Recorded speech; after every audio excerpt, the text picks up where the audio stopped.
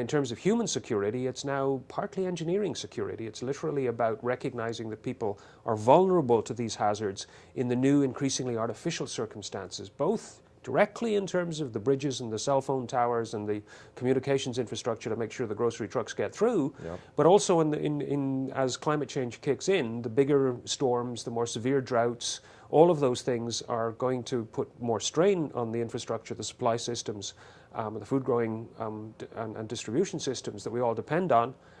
So we need to look at building those systems with a bunch of resilience planned into them so that they're actually able to tolerate the disruptions that are coming.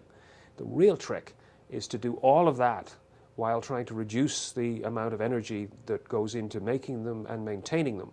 Because if we're going to deal with the big issues of climate change and the disruptions that are coming, we need to be slowing down those disruptions. So the nexus is with energy.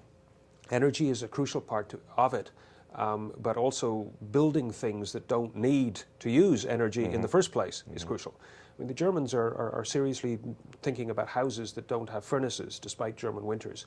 The British are talking about the same thing. They're thinking about building codes and such things, and that's the heart of the debate about security now, although we haven't yet begun to think about security in things like building codes and industrial design and infrastructure that is capable of moving people and things around without using huge quantities of fossil fuels. That's the challenge for the future, and we're only beginning to think about energy security directly connecting to climate security, but we've got to put those connections in place, and the sooner the better.